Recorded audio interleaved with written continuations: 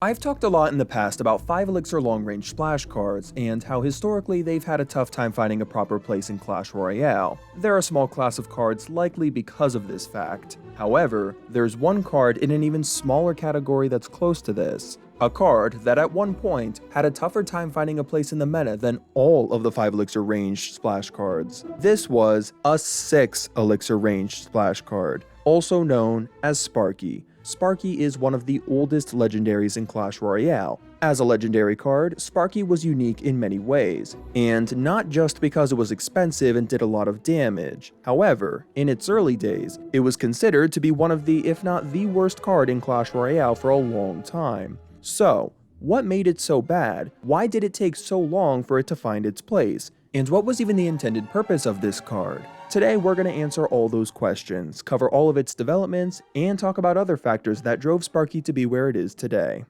So let's learn a little about Sparky. What exactly is a Sparky? Well, to put it simply, she's a machine that shoots sparks. She's electric. And yes, I say she because that's how the game refers to it, despite not resembling a living, conscious being. Sparky was released into the arena on May 3rd, 2016 as a new legendary card. But what exactly made her legendary? Well, Sparky had a very different way of attacking compared to every other troop. She didn't need to be locked onto anything before charging her attack. She charged it as she moved. Once she was fully charged, she could hold it as long as she wished and just wait for a troop to walk within range. Once a troop was in range for half a second, she would fire a devastating charge that dealt more damage than any other card in Clash Royale dealt in a single attack. More than double what a P.E.K.K.A. dealt. Sparky didn't even have that much health, so she could one-shot herself, and she wiped out a princess tower in only 2 shots. So this card was definitely not something you wanted to ignore. Charging wasn't the only thing that made Sparky unique, however. Since her blast was so powerful, she would actually recoil backwards 1.5 tiles every time she fired. No other troop recoiled with their attack. This meant you had to be mindful when placing her to make sure she wouldn't end up in a spot you didn't want her to be in. For example, if you placed her right next to the center on the right and she attacked, she could easily be pushed to the left side, then travel down the left lane when her target was gone, which you may not have intended for if you were specifically placing her on the right. Also, because her attack range was 4.5 tiles and her sight range was 5 tiles, the recoil could actually push her out of view, which would lead to her abandoning the fight early. But as a ranged troop, this was useful for keeping her away from enemy troops. Obviously, with so many strong attributes, there was bound to be some major drawbacks. Her health was one. She wasn't exactly fragile, but not as tanky as you'd expect a 6 elixir card to be. Her health was between the range of being able to survive a lightning, but not a rocket. So, if your opponent had a rocket, you did not want to place it in the back, because they could easily take it out for an equal elixir trade while getting a ton of damage on your tower. But the health wasn't the biggest drawback. That would go to her hit speed. Sparky had the slowest hit speed in Clash Royale at 5 seconds. In Clash Royale time, that's an eternity. This meant you could never use her as a reactionary defense. You had to plan out your push and be patient to get value. On the plus side though, she could be used to create an area of denial. If Sparky's placed in the back, it wouldn't be smart for the opponent to place any ground troops in that lane because Sparky would evaporate it. There's one more important thing we need to talk about in regard to Sparky, and that was a very unique interaction that occurred between her and 2 other cards. The freeze, and more significantly, the zap. These cards would temporarily stop any troop within its radius from attacking and moving. However, these cards did not simply temporarily halt the Sparky's attack, it completely reset it, which they didn't do with any other card. So even if Sparky was fully charged when it got zapped, it would take another 5 seconds to fully charge. Even other cards that had to charge their attack, like the Inferno Tower, didn't interact with the zap or freeze like this. At least, not yet. It was pretty arbitrary to give these cards such a massive advantage over a 6 elixir legendary. Just for some perspective on how devastating this was, Sparky took 1 second to deploy, 5 seconds to charge, and half a second after charging to shoot. So theoretically, if you zapped it exactly 6.4 seconds after it was placed, it would take 12.9 seconds to attack even once, giving more than enough time for just about anything to completely take it out before Sparky even had a chance. So if you were going against a zap player as a Sparky user,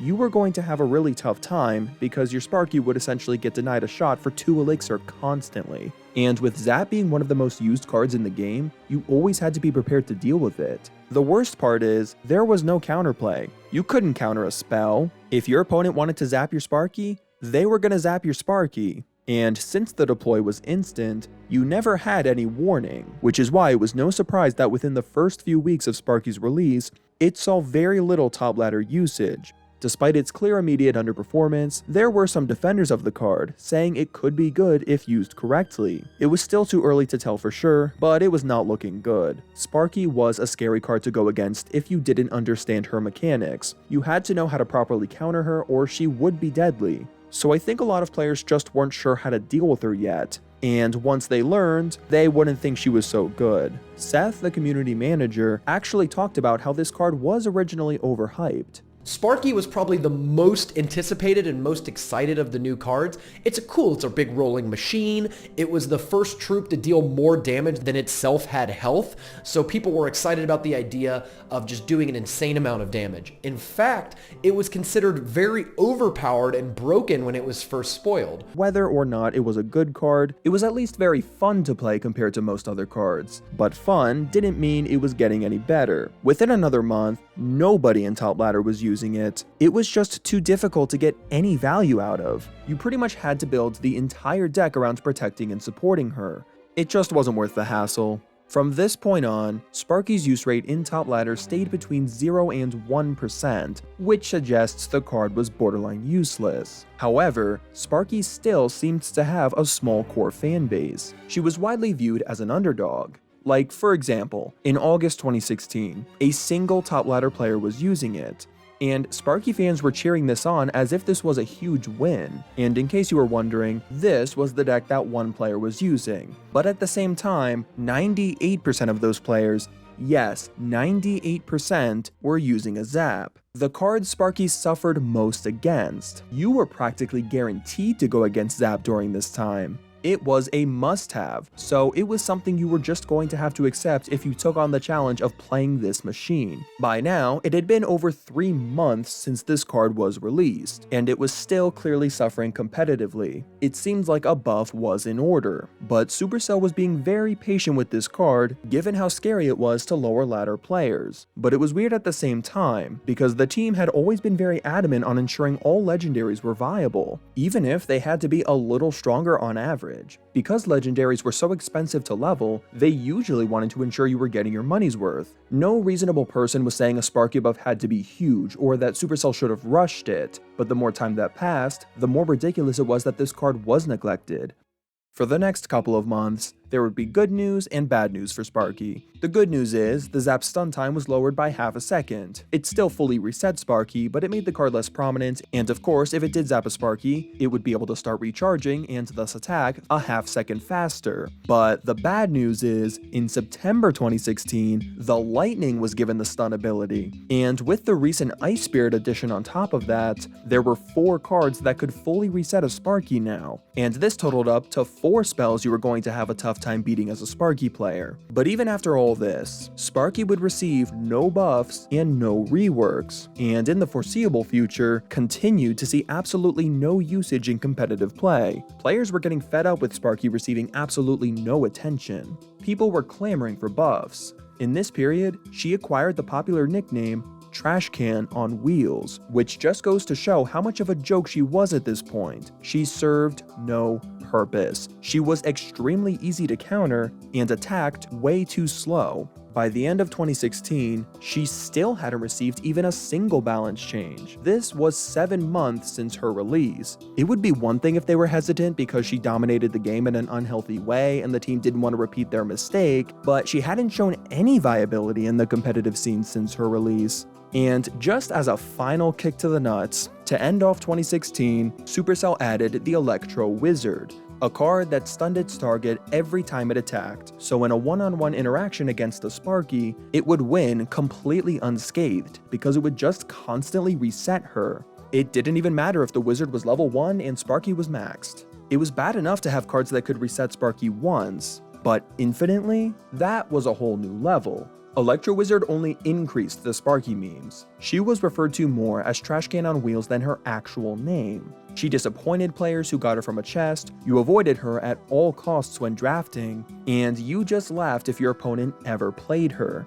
There was never a reason to play Trash Can on Wheels and never a situation it thrived in. It was the butt of every joke. The absolute worst of the worst. Even the Wizard looked like a mid-tier card compared to it, and yet she continued to receive no changes. From October 2016 through March 2017, there was not a single recorded instance of Trash Can on Wheels having any presence in top ladder. By May 3rd, 2017, the Trash Can on Wheels had been in the game for a full year, and had received no balance changes whatsoever. There had never been a card up to this point that had gotten 0 balance changes preceding the first year of their release, and if your nickname is literally Trash Can, you're clearly not a rare exception of being a perfectly balanced healthy card from day one. So why was Supercell ignoring Trash Can so much? I understand not wanting to rush into a change for a potentially rage-inducing card, but 1 year was more than enough time for settling and planning a good change. The dev's only explanation from what I could find was that it wasn't a fun card to lose to, which is just such weird reasoning because this logic wasn't applied to any other card. Prince was considered a low-ladder menace for a while, and he got buffed. Expo was considered to be one of the most toxic defensive cards in the game, and they still attempted to fix that. Even spawner buildings got some love and attention here and there, and they were probably the most hated, least fun cards to lose to of all. There was never a card that received as little love as Sparky as of this point, and it seemed like such a waste of a card edition by now. The memes weren't slowing down. Fix Sparky. She doesn't deserve this. Buff the Trash Can on Wheels. Let's see what a competitively viable Sparky looks like. If you were still losing to her by now, that was just a huge skill issue on your part, because she was countered by just about everything. Even 1 elixir skeletons could completely shut it down, and it wasn't even like a situation where it was thriving in mid to lower ladder ranges and only underperformed competitively. You couldn't overlevel Trash Can because she was a legendary, and back then, legendaries were very hard to level up.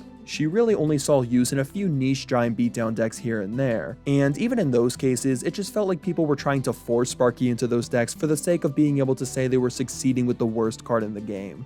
It eventually got so bad that in June 2017, Supercell added a loading tip specifically reading, "Calling Sparky a Trash Can on Wheels hurts her feelings." This was truly the nerf minor of 2017. Supercell acknowledging and playing into the meme and still not doing anything was crazy. Trash Can on Wheels was constantly belittled, made fun of, and used as a comparison to other bad cards. Bad cards that would over time get buffed or reworked in some way. Other than the Wizard, I have never seen a case in all of Clash Royale history of a card getting so neglected and ignored when it clearly needed help. Surely something had to be coming. They couldn't just let it rot forever, right?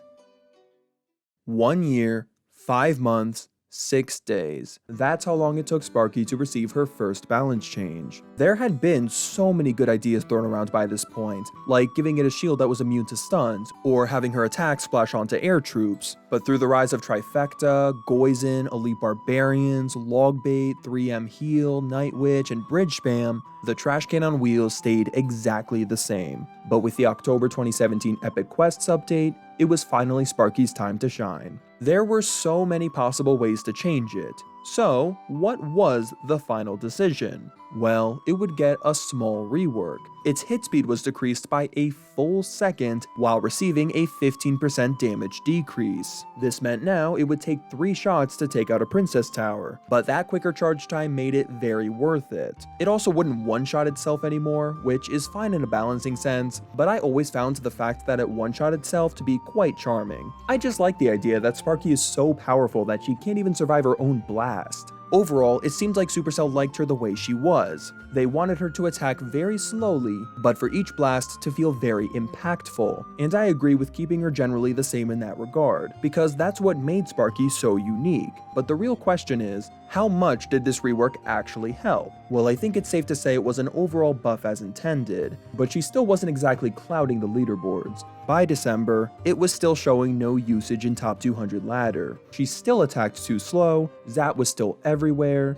Rocket was pretty popular, and if all of that wasn't bad enough, another new card was added that had the stun ability, which brought the total number up to 6. which is especially sad because this card looks like Sparky's children. If you had a card that could repeatedly stun, Sparky's hit speed may as well have been 30 minutes. She could be fun if you used her in the right deck, but if you were seriously trying to push trophies or win challenges, it was just a trash can on wheels. But hey, at least Supercell finally gave her some attention. And it's good to be grateful they didn't just mindlessly buff it a few months after it was out just because it was legendary. However, as we cruise through 2018, it seemed like Sparky was undoubtedly going to need some more help, because its usage remained very close to zero throughout the whole year. There weren't really any major Sparky developments until October, one of which was thanks to a new win condition, the Goblin Giant. The Goblin Giant had a soft launch a few months prior to October, but was getting buffed now, which naturally prompted some usage out of him. He still wasn't the most popular card, but he had a solid win rate and managed to win a few grand challenges, and almost every single one of those winning decks also had a Sparky in it. This was the primary one going around at the time. Even though neither of them were really good cards, they had some unique synergy that allowed them to succeed together in a vacuum. But just when Sparky was starting to show a little bit of competitive viability, Supercell responded by adding another electric card, the Electro Dragon. So now, there were 7 cards that could reset Sparky, and 3 that could repeatedly reset her. The environment was just becoming more and more disfavored towards Sparky. So finally, on December 5th, 2018, Sparky would receive a buff. This was a range increase of half a tile. It sounds like nothing, but even a tiny range buff for most cards can make a huge difference, and Sparky was certainly no exception, because this meant she now had the same range as the Electro Wizard, but her first hit attack time was 1/10 of a second faster than the E-Wizard's, meaning that if she came face to face with an Electro Wizard fully charged, she would fire before it could get a hit in, taking it out with ease. The Electro Wizard still had an Enter the Arena ability, so if placed directly on top of Sparky, it could still hard counter it, but nevertheless, this change helped Sparky a lot, because Electro Wizard was one of the main things holding Sparky back. After this balance change went live, Sparky was showing some real potential to be a competitively viable card, because not only was the Electro Wizard interaction huge, but that extra half tile of range meant that she locked onto her target 2/3 of a second faster if rolling up to it. And again, I know it doesn't sound like a lot, but these little differences make a huge impact. It was nice to see Sparky receiving some love after witnessing how much the environment was changing to disfavor her, which is why it was so disappointing when this buff was reverted just 2 days later. Apparently, there were several cards in that update that received accidental range buffs, so Supercell was correcting their mistakes. It was unfortunate because it really seems like a great change, but this was still good in a way. If a buffed Sparky accidentally ended up in the live game, that can only be because the devs intentionally put a buffed Sparky in the developer build. Sparky was on the balancing radar, and that meant she was likely going to get intentionally buffed soon. There's always a chance the devs find a reason to cancel a change for whatever reason, but 2019 was looking to be a favorable year for the trash can. Within the very first week of the new year, Sparky's range was announced to be increased by 1/4 of a tile, which was strange because every other card's range has only ever been half or whole. But I guess the devs decided a half tile was too much. However, it ended up getting the half tile range increase anyway due to inconsistencies of interactions, as Supercell explained. What were these interactions? Well, they didn't go into much detail, but I have a theory. The only major interaction this change was meant to affect was between Sparky and the Electro Wizard, so it likely had to do with that. It makes more sense too, because Electro Wizard has a weird history when it comes to one-on-one interactions. Even today, if 2 Electro Wizards approach each other, the one that was placed on the arena first will get the first attack even if they're both fully loaded in by the time they approach each other, meaning even at equal level with no interruptions, one Electro Wizard will come out victorious. This isn't how a card should be. If 2 cards at equal level attack each other with no interferences, they should cancel each other out. But for some reason, the Electro Wizard had this weird advantage where it would benefit just from being placed on the arena first against certain cards. So my guess is that this was the case with Sparky. I bet you at 4.75 tiles, Sparky would beat an Electro Wizard one-on-one only if it was placed first. If the Electro Wizard was placed first,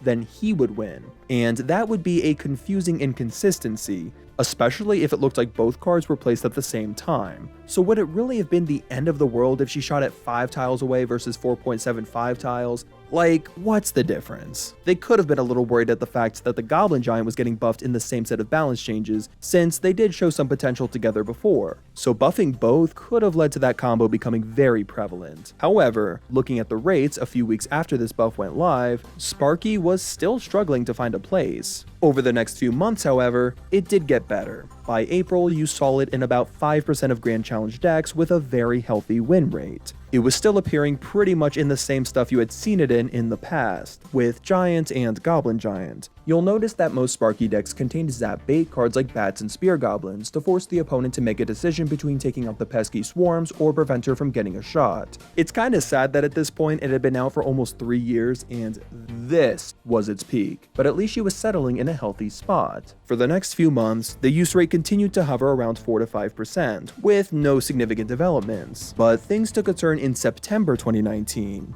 You still saw Sparky appearing in what she was appearing in before, but these two off-meta decks both reached the #1 spot on the global leaderboards at different points in the season. I'm not even going to try and explain how a prominent Fisherman and Broken Executioner caused a butterfly effect to make these decks #1, but for a brief period, Sparky's use rate spiked to 9%. By far the highest recorded usage rate up until this point. Things got even more crazy in the following month, Season 4. October 2019. This season saw the introduction of a new beatdown win condition, the Elixir Golem. The Elixir Golem was unique in the sense that it gave a lot of stats up front for a low cost, with the downside being that it gave Elixir to the opponent, so it allowed you to build really big pushes for cheaper. It's clear to see how a card like this would benefit a 6 Elixir support card. Getting a strong tank whose forms combined had more health than a Giant and a supporting Sparky for 9 Elixir total was a great deal. You didn't have to dedicate so much Elixir to a tanky Sparky combo anymore. With Elixir Golem bringing out the potential in Sparky, she managed to hit a new all-time height of popularity. They stuck together for a couple of seasons, but by the end of 2019, they had drifted apart, and Sparky was back to that 4 to 5% usage range almost exclusively with Goblin Giant. 2020 was pretty much the same, but in October, 2 new electric cards would enter the arena. The Electro Spirit acted essentially the same as the Ice Spirit, but could chain onto troops further spread out in exchange for stunning for less time. Electro Giant, on the other hand, was unique because it only stunned when attacked within a specific radius. So not only could it not reset Sparky mid-charge, but if you placed it outside the danger zone, it could take out Electro Giant unscathed, ironically making it one of the best counters to it. These card additions, thankfully for Sparky, did not end up causing any noticeable harm. The rates were still about the same, but even though they were continuously average to below average, Sparky would end up getting a nerf in November. But why? Why nerf a card with below average rates? If we look at the Grand Challenge stats the day before the change went live, it only suggests the card needed a buff, if anything. But there's more to the story here, and it's a good example as to why you have to look at more than just general competitive rates when it comes to balancing. You see, even if the rates were below average in general Grand Challenges, they were above average for top ladder, and at 8 or more wins in Grand Challenges. These were the rates Supercell themselves provided for Sparky in Grand Challenges at 8 or more wins for this period. These were above average, but nothing crazy high. So what else was wrong? Well, they mention again that it was a very frustrating card for a lot of casual players who simply didn't understand how she worked. And finally, it was mentioned that since she was so prominent in the competitive scene, it essentially forced players to include at least one reset card in their deck, which led to less diversity and more restriction in deck building. And this can actually explain why she was removed from draft mode earlier in the year. So all in all, Sparky herself may not have been overplayed, but she was influential enough to make the game unhealthier and less fun in many ways for many players. The nerf she ended up receiving was pretty drastic. It was a first hit attack time increase of half a second, double what it was before. This meant an Electro Wizard would again hit first in a one-on-one interaction. But funny enough, this nerf actually made Sparky stronger in one specific interaction. This was against the Bandit. In a one-on-one interaction before, Sparky would shoot while the Bandit just started dashing, and since the Bandit's invincible while dashing, it would take no damage, and thus give it plenty of time to take Sparky out. But now, since the first hit attack was so much slower, its attack wouldn't fire until the Bandit was finished dashing, blasting it away with ease. Ultimately, I think this was a pretty solid change. I'm glad they left the range alone. Even if Sparky was going to become a niche, low-tier card after this, at least they gave her a while to shine and let everyone see what a competitively viable Sparky looked like. This change also ended up being the last balance change the card ever received. So the Sparky from November 2020 is the exact same Sparky we see in June 2024. So how has the card been since then? Predictably, this card fell in popularity following the nerf, but she wasn't back to being a trash can on wheels. She was pretty much relying on Goblin Giant, but Goblin Giant wasn't even that good, so the only people that seemed to be playing Sparky now were the dedicated Sparky players. I couldn't find any Sparky decks that reached the top deck list since that November rework, until April 2022, where this specific Giant Skeleton Mirror deck briefly made the list, but it's barely even worth mentioning. I only do because there's just no other decks that were popular enough to make the list. So there's nothing else to really talk about until 2023. This year is where things started to get real interesting, because this was the year where the devs would finally start to give the Goblin Giant some buffs. These buffs wouldn't come all at once, but rather across the span of multiple seasons. In February 2023, the Backpack Spear Goblins got a hit speed decrease of 0.2 of a second. In April 2023, the Spear Goblin troops' range was increased by half a tile. And finally, in August 2023, the Goblin Giant's hit points were increased by 6%. The devs really went from giving the Goblin Giant the Sparky treatment to suddenly actively buffing it immensely. Shockingly, after multiple straight buffs, people became interested in using him more, and the synergy between him and Sparky never died. It's impressive how long this combo was able to thrive together. The fact that even 5 years later this combo was seeing so much play together makes it arguably one of the most iconic combos in the game's history. As Goblin Giant rose in popularity, Sparky rose right along with him. Their rates were nearly identical. Every top Goblin Giant deck had a Sparky in it, and vice versa. Despite the most recent Goblin Giant buff happening in August 2023, and many players saying that the buffs were too much, Supercell was not quick to nerf him. Things seemed to get even better in November 2023 following the release of the Little Prince. Little Prince was a very influential card upon release that didn't seem to help or hurt Sparky too much, but a few weeks after settling in and receiving an emergency nerf, it integrated well with Goblin Giant Sparky, helping it to become even more popular. This is when Sparky reached her new all-time high of popularity. But despite being at her best statistically, she wasn't overpowered, which is again why I emphasize there's a lot more than just rates when it comes to deciding how and when to balance a card. The end of 2023 was just a chaotic mess that just so happened to benefit Sparky particularly well. Little Prince and Goblin Giant were both too strong, and inevitably both of those cards were going to get nerfed and thus cause Sparky's usage to fall with them. Clearly Sparky's rates were tied almost perfectly with the Goblin Giant for most of this period. There's no reason to suggest otherwise to the fact that if Goblin Giant fell in usage, Sparky would fall with it. Goblin Giant's first nerf would come on December 13th, which would revert the February 2023 buff. Surprisingly, the Goblin Giant nerf seemed to hurt Sparky more than the Goblin Giant itself, because while Sparky's rates fell, Goblin Giants held pretty steady, meaning they were the farthest apart in usage they were ever. The most popular Goblin Giant decks were rising with Little Prince and simply ditching Sparky, but nevertheless, they were still seen a lot together. Preceding further Little Prince nerfs in January, their usage gap shrunk immensely, being nearly identical again. Once again, every popular deck that included one of them would always include the other. The combo was still very strong in the first few months of 2024, but unfortunately for Sparky, her partner would receive an HP nerf in March, severely weakening the combo yet again. In the preceding weeks of this change, Sparky's rates would fall to about what they've been since before the February 2023 Goblin Giant buff, and that's pretty much what they've stayed at around up until today. These rates are not good, and indicate that a buff may be in order. The new evolved Stunning Tesla certainly isn't doing it any favors, but given the delicacy of this card, a buff seems unlikely. However, if Goblin Giant ever gets a buff again, that will basically have the same effect as buffing Sparky directly. It's hard to know what to expect. With tower troops and evolutions and potential new card releases, there's no telling how this card will adapt to future metas. Sparky just better pray they don't add a tower troop that can stun cards. We've gone through the entire history of Sparky, a card that only received 3 intentional balance changes over its 8-year history. But there has been a lot more development-wise if you look at all of the unintentional attributes of Sparky over the years. And I'm not talking about the accidental range buff of December 2018.